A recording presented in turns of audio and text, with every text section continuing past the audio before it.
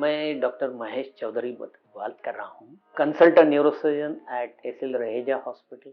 I have passed neurosurgery in 1983 and I am in practice for almost 37 years now. मेरी specialisation brain tumour surgery, जहाँ की मैं इसके लिए जापान में ट्रेन हो चुका हूँ. I was there for 1 year in 1985 under a famous neurosurgeon called as Dr. Tetsuo Kano and Sanuj. Brain tumor. The incidence is not that uncommon as we think. करीब साल में 28,000 पेशेंट्स पाए जाते हैं. आप पूछोगे कि ब्रेन ट्यूमर पेशेंट मेरे पास कैसे आता है. इसके लिए जरूरी है कि जानना पेशेंट की तकरार क्या आती है. ना if you see brain tumour patient कई तरीके से प्रेजेंट करते हैं.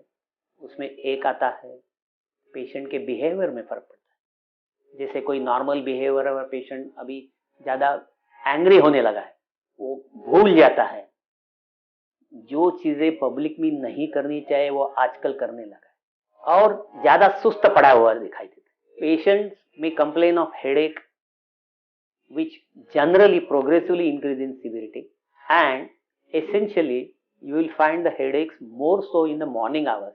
And another important thing is sometimes the headache gets relieved by vomiting.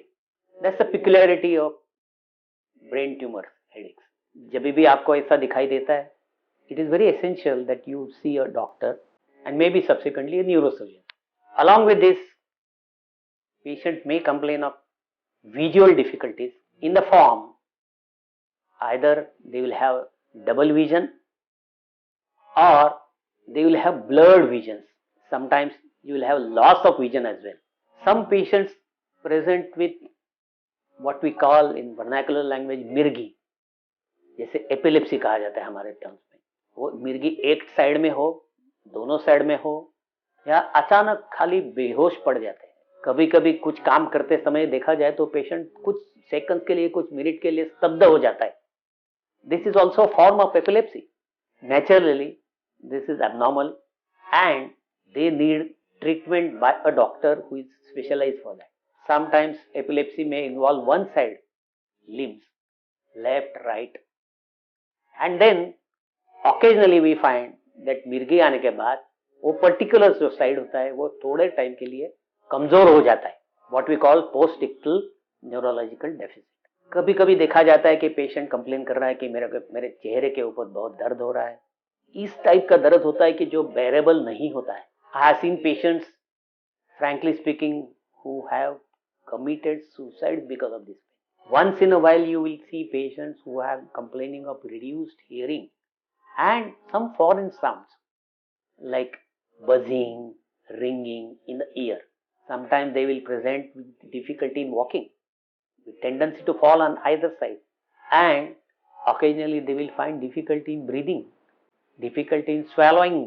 So these symptoms are indicative of something going wrong in the brain for which you need investigations. ऐसे वक्त पे patients ने neurosurgeon की तरफ जाना बहुत जरूरी है. तो दूसरी स्टेप क्या होगी? नेचुरली सब एग्जामिनेशन करने के बाद यदि लगता है कि पेशेंट को ब्रेन ट्यूमर है तो CT scan will be mandatory, MRI scan will be mandatory. यहाँ दो प्रकार के होते हैं, एक प्लेन स्कैन होता है और एक दवा डाल के, इंजेक्शन डाल के होता है. जिसको भी एलर्जी नहीं होती उसको कॉन्ट्रास्ट इंजेक्शन दिया जा सकता है. उसके अंदर ब्रेन ट्यूमर होगा तो वो अच्छी तरह से दिखाई देता है. There are other scans which are required, sometimes isotope scans, PET scans, for different reason. इसके बाद में होता है पेशेंट की ट्रीटमेंट का प्लानिंग. नाउ डिपेंडिंग अपॉन जो जिस टाइप का ट्यूमर है, सपोज बिनाइन ट्यूमर है तो पहले चॉइस तो होना चाहिए कि पूरा ट्यूमर निकल जाना चाहिए, और इसी के लिए माइक्रो सर्जरी का उपयोग किया जाता है, जहां high magnification through the microscope is used along with certain gadgets which reduce the time, reduce the ease of doing the things, and also there are certain methods like tracheotomy.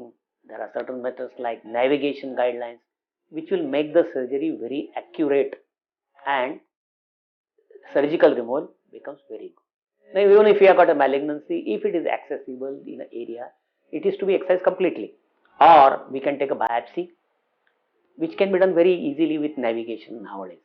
कुल मिला के 6-7 दिनों के अंदर अपने को ये सब चीज़ों का डायग्नोसिस मिल जाता है, और यदि बिनाइन ट्यूमर है और पेशेंट का ट्यूमर का सर्जरी अच्छी तरह से जाता है तो फिर patient can be almost free of his symptomatology.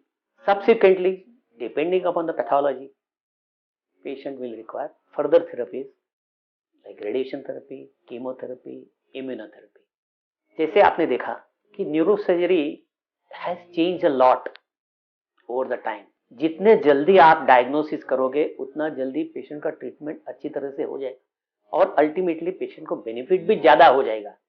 और इतनी डरने की बिल्कुल जरूरत नहीं है. खाली आपको सही जगह पे जाना है और सही ट्रीटमेंट फॉलो करना है. जैसे आपने सुना कि अच्छी तरह से डायग्नोसिस हो जाएगा, ट्रीटमेंट हो जाएगी और आगे का ट्रीटमेंट भी पूरा करोगे तो आपका लाइफ डेफिनेटली प्रोलॉन्ग हो जाएगा. उसमें कोई संदेह नहीं है. Thank you very much.